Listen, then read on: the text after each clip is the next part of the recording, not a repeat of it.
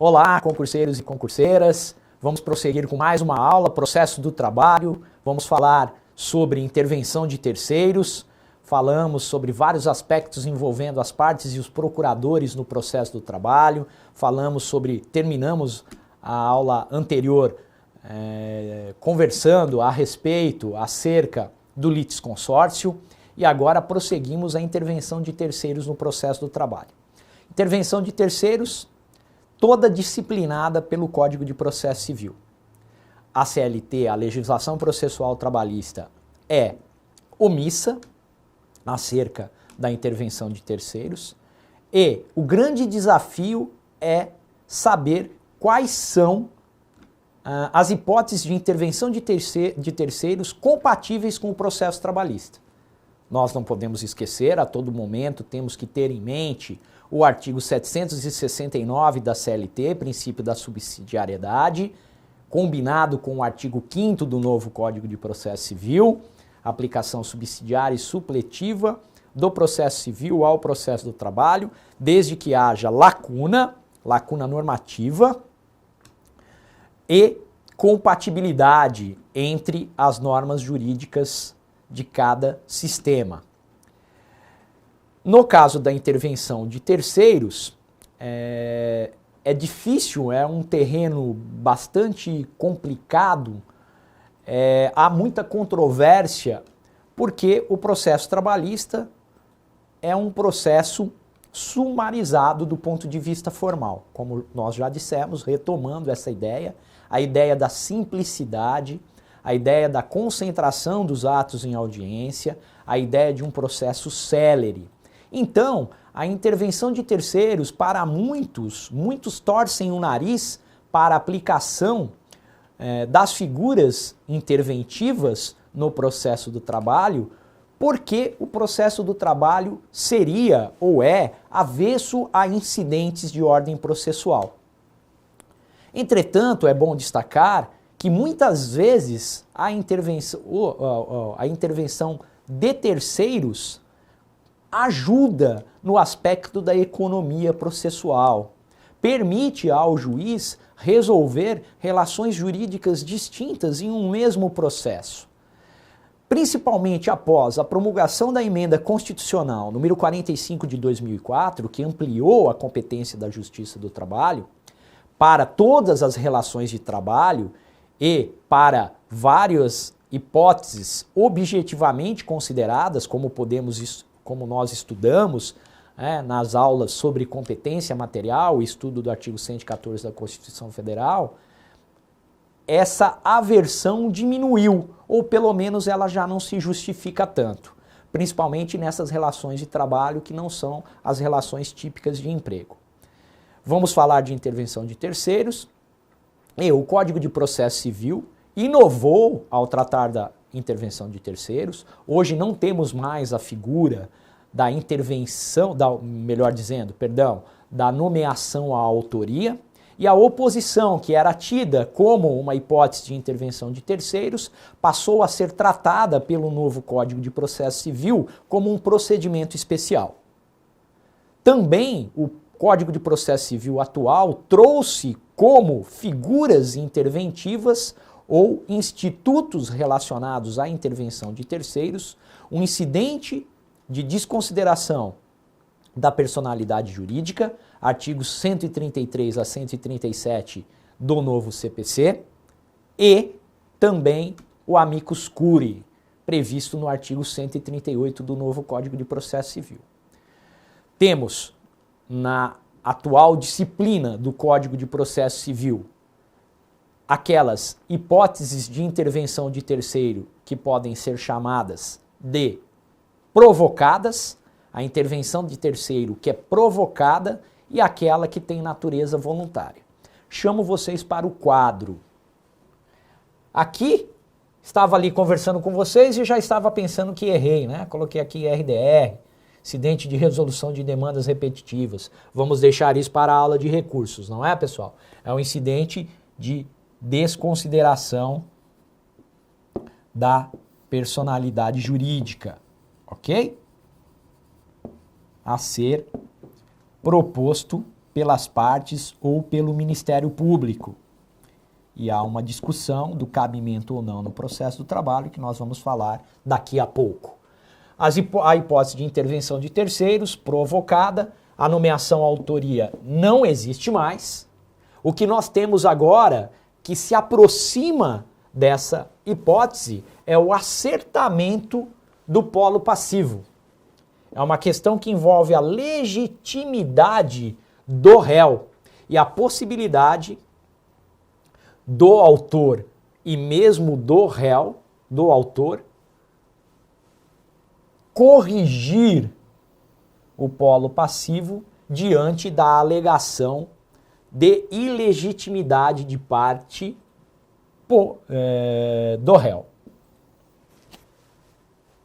Mantida a denunciação da lide como hipótese de intervenção de terceiros e a figura do chamamento ao processo. Temos, como eu disse, um incidente de desconsideração da personalidade jurídica, que também se dá mediante provocação da parte ou do Ministério Público, e temos a figura do amicus curiae. Ok? Como hipóteses, figuras interventivas voluntárias, nós tínhamos a oposição não é mais intervenção de terceiros, porém ela passa a existir como procedimento especial. E a assistência, tanto a assistência simples como a assistência litisconsorcial. Vamos discutir cada uma dessas figuras e vamos nos posicionar sobre a possibilidade de aplicação no processo trabalhista. A assistência, ela pode ser simples ou litisconsorcial, e em ambas deve haver interesse. É qualquer interesse, pessoal? Não, é interesse jurídico. Ok? A doutrina, a jurisprudência sempre disseram da necessidade de interesse jurídico. Esse assistente é um auxiliar do assistido, é um auxiliar do autor ou do réu, do reclamante ou do reclamado, e a previsão está ali, né, artigo 119 do novo Código de Processo Civil em diante. Possível o cabimento da assistência no processo do trabalho? Sim. Se forem perguntados, poderão cravar que é possível, tanto que foi editada a súmula 282 do Tribunal Superior do Trabalho. Denunciação da lide. Difícil imaginar uma hipótese em que caiba denunciação da lide. E eu explicarei por quê daqui a pouquinho. Mas antes, se considerarmos a possibilidade da denunciação da lide no processo do trabalho, se for aceita essa possibilidade, essa possibilidade estará adstrita ao inciso 2 do artigo 125 do novo CPC. É aquele caso que diz da obrigação prevista em lei ou contrato de indenizar o prejuízo do denunciante em ação regressiva. Então, a denunciação da lide nada mais é do que a permissão para que o terceiro participe do processo e que se discuta a questão regressiva, a ação regressiva no mesmo processo.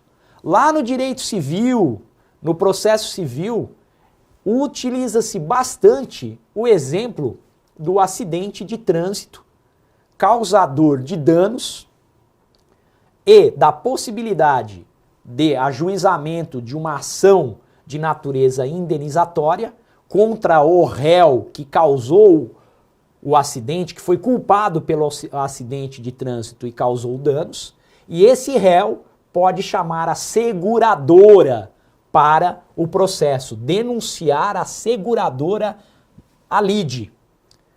Na verdade, adianta-se a discussão seria travada, seria levada a uma ação autônoma em que discutido o direito de regresso. No processo do trabalho, como eu disse, é difícil identificar um exemplo em que caiba a denunciação da lide, porque o juiz, pessoal, o juiz terá que decidir a relação jurídica entre reclamante e reclamado, entre autor e réu, e também deverá decidir a relação jurídica entre o réu e o denunciado, na mesma sentença. O problema se dá na análise e julgamento da segunda relação jurídica, a relação jurídica que se estabelece entre o denunciante e o denunciado. Por quê? Porque essa relação jurídica, no mais das vezes, trará o objeto da discussão, fugirá da competência material da Justiça do Trabalho. Suponhamos uma ação proposta por um reclamante contra uma grande empresa. Essa grande empresa, uma ação indenizatória por danos morais e materiais decorrentes de acidente do trabalho, e essa grande empresa denuncia a lide seguradora. As grandes empresas têm contratos de seguro que cobrem prejuízos decorrentes de ações judiciais. Essa relação entre a empresa e a seguradora fugirá da competência da Justiça do Trabalho. Contudo, é possível vislumbrar uma hipótese que fuja da relação típica de emprego, que envolva uma relação de trabalho, ou que envolva as outras hipóteses de competência material da Justiça do Trabalho, disputa de representação sindical, ação de cobrança proposta por sindicatos, sindicato de trabalhadores em face de empregadores, enfim, ações em que seja possível discutir o direito de regresso, discutir a relação jurídica entre o réu denunciante e o denunciado. Voltemos ao quadro. Há também uma resistência em relação à denunciação da lide por conta do procedimento trabalhista, o caráter sumarizado do procedimento, a aversão a incidentes.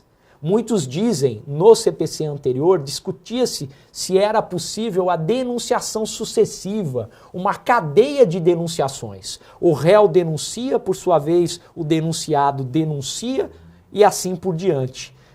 O novo código prestou atenção, o legislador, e trouxe uma limitação no parágrafo único do artigo 128, dizendo que é possível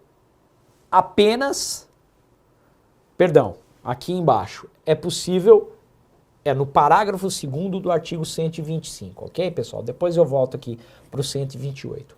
Mas é possível uma única denunciação sucessiva.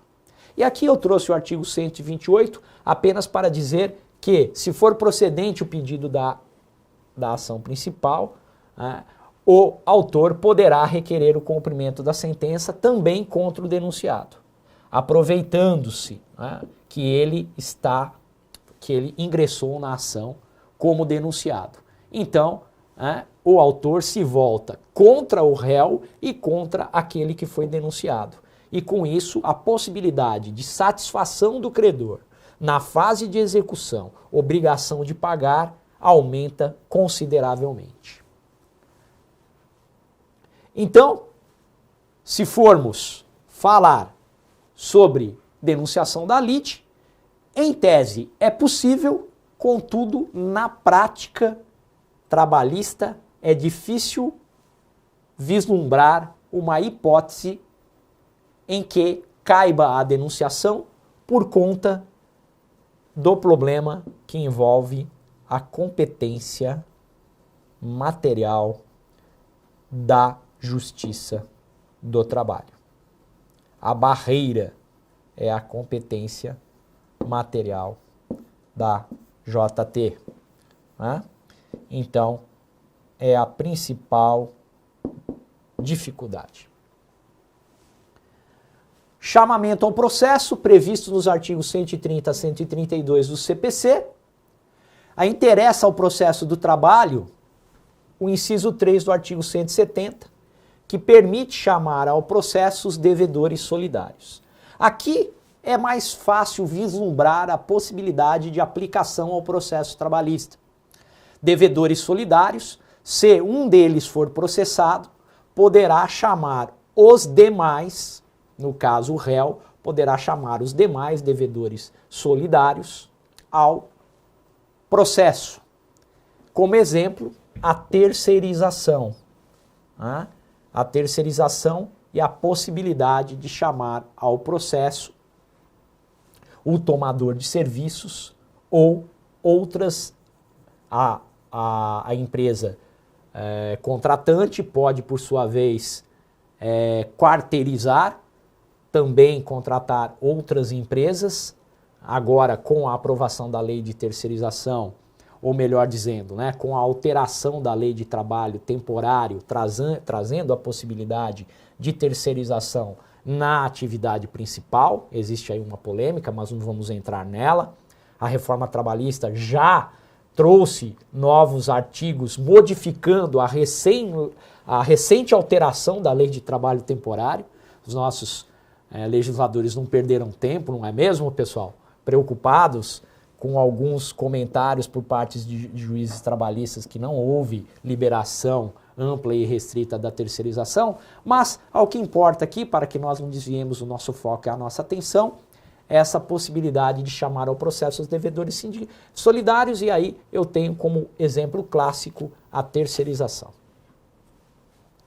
Continuemos, a oposição não é mais intervenção de terceiros, é um procedimento especial, contudo, vale a pena tratar dela, até mesmo para dizer se é possível a aplicação do procedimento especial de oposição previsto no CPC ao processo do trabalho, previsão que se encontra nos artigos 682 a 686 do novo CPC.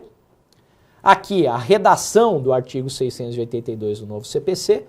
Quem pretender no todo ou em parte a coisa ou direito sobre que controvertem autor e réu poderá, até ser proferida a sentença, oferecer oposição contra ambos. Ambos quem? Autor e réu, reclamante e reclamado.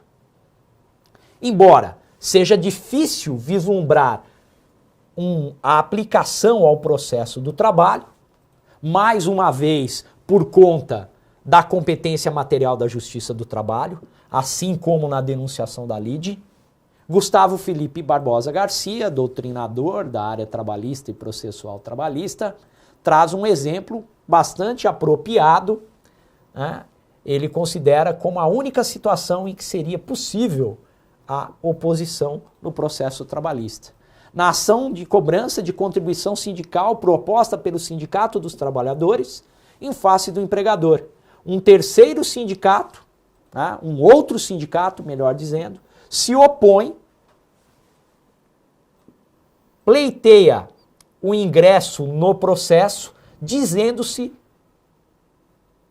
representante da categoria e cretor da contribuição. Vejam, este terceiro, o sindicato que se opõe, ele não amplia, ele não diversifica a temática do processo.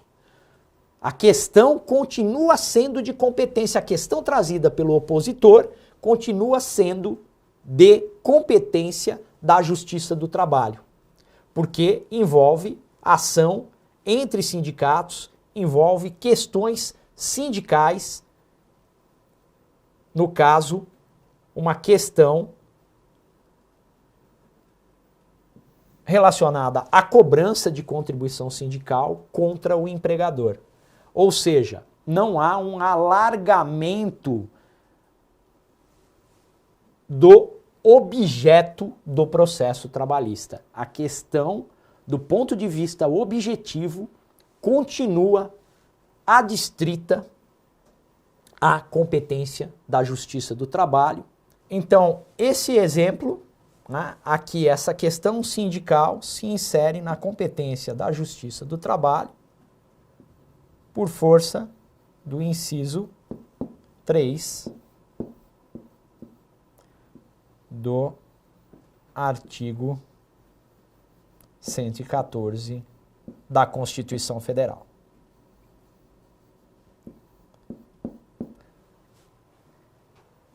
Prosseguindo, nomeação autoria não é mais uma hipótese de intervenção de terceiros, não existe mais, na verdade, a figura da nomeação autoria, ok, pessoal?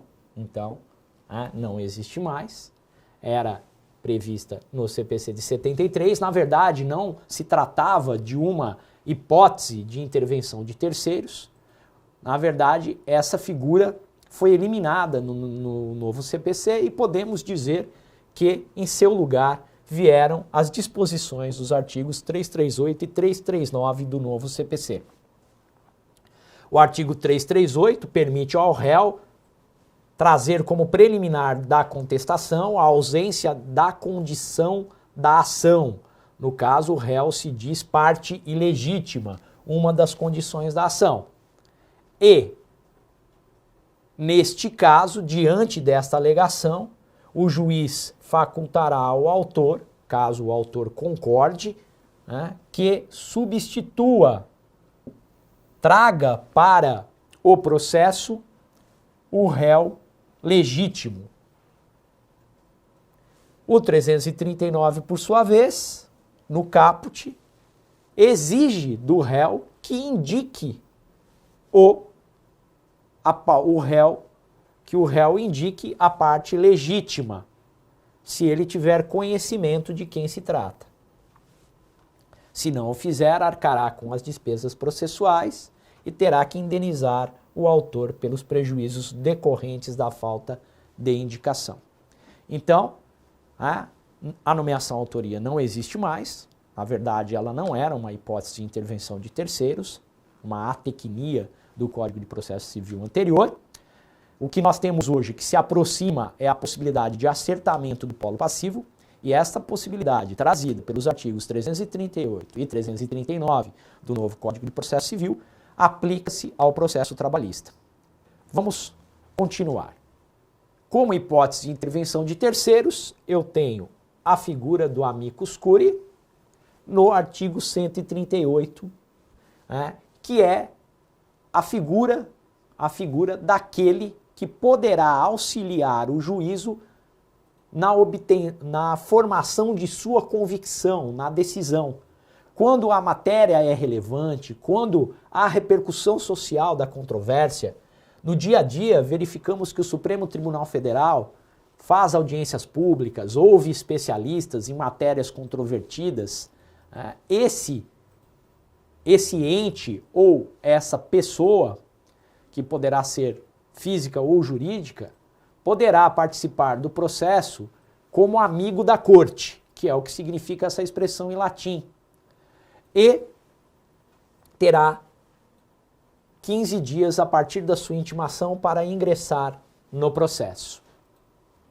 O parágrafo 1º vai deixar claro que a qualidade deste amigo da corte não altera a competência, nem autoriza a interposição de recurso, salvo os embargos de declaração ou o incidente de resolução de demandas repetitivas. E a delimitação dos poderes do amigo da corte, do amicus curiae, caberá ao juiz ou ao relator se o processo estiver no tribunal. A CLT, a aplicação do amicus curiae no processo trabalhista, é possível tranquilamente, e o próprio artigo 896-C tem um parágrafo 8º que diz da possibilidade do relator no Tribunal Superior do Trabalho admitir a manifestação de pessoa, órgão ou entidade com interesse na controvérsia, inclusive como assistente simples. Mas veja, ele pode admitir como amigo da corte, aplicando-se supletivamente o artigo 138 do novo Código do Processo Civil. Portanto, o amicus curiae é uma hipótese de intervenção de terceiros inaugurada, trazida positivada pelo novo Código de Processo Civil e que se mostra plenamente aplicável ao processo do trabalho. Por fim, a intervenção de terceiros, o incidente de desconsideração da personalidade jurídica, artigos 133 a 137 do novo CPC. Esse incidente poderá ser provocado, ele depende de pedido da parte ou do Ministério Público, quando couber a intervenção do Ministério Público no processo. O incidente de desconsideração da personalidade jurídica pode ser requerido em qualquer fase do processo, na fase de conhecimento, na fase de execução.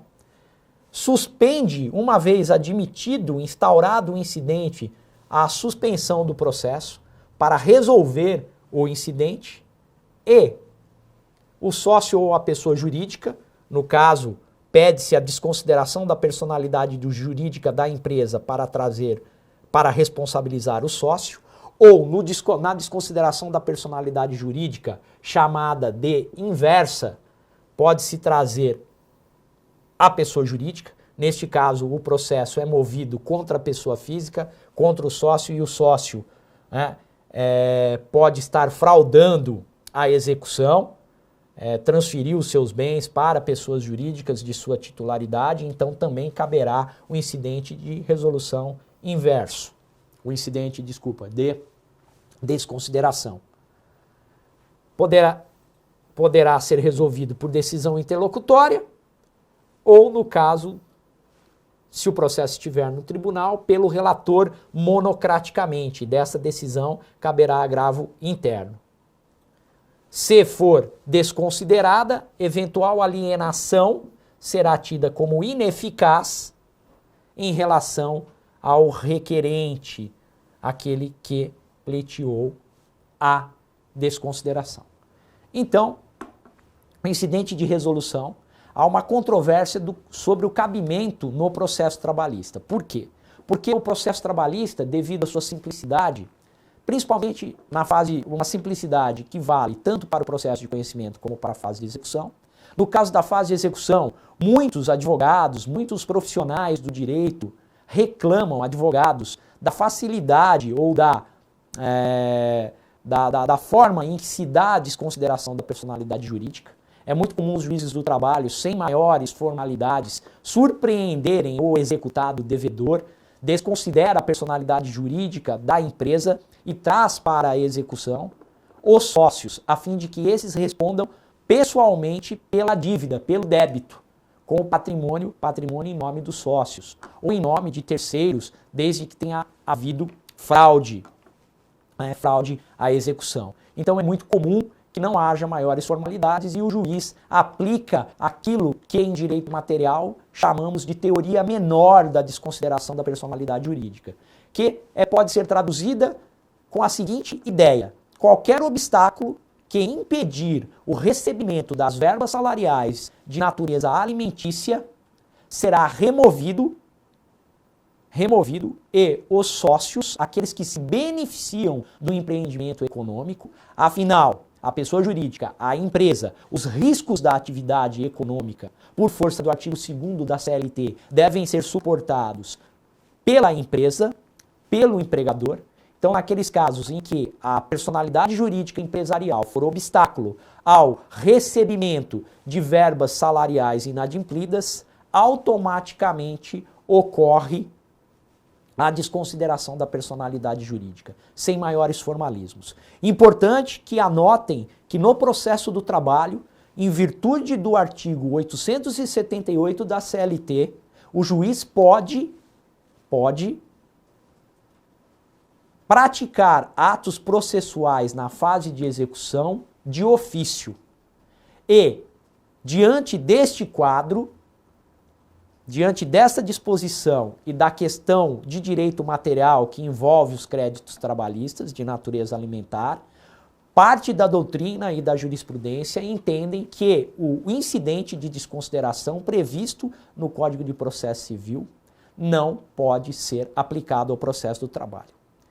Contudo, recentemente, o Tribunal Superior do Trabalho, ao editar a Instrução Normativa número 39 de 2016 expressamente admite a aplicação dos artigos 133 a 137 do novo CPC ao processo do trabalho. Essa instrução normativa vai dizer quais artigos do processo civil são aplicáveis e quais não são aplicáveis ao processo do trabalho.